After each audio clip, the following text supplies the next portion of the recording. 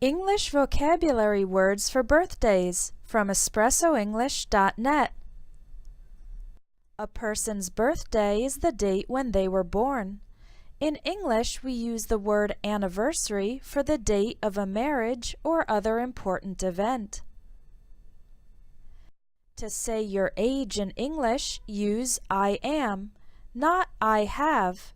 For example, I'm 30 years old. Don't say I have 30 years.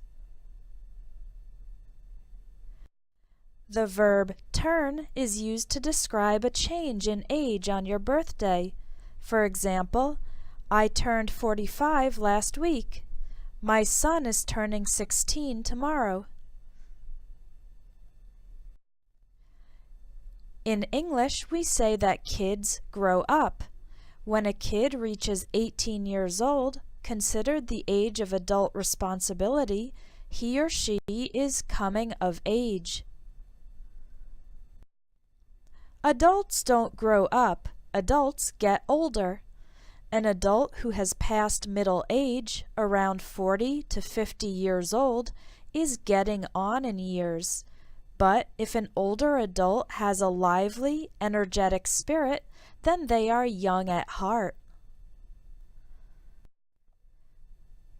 In English, we say happy birthday, not congratulations.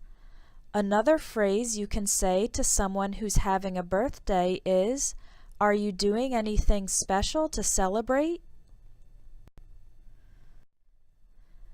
A really big and fun birthday party with lots of people can be called a birthday bash. Other people prefer a low-key get-together. That's a relaxed, casual meeting of friends and family.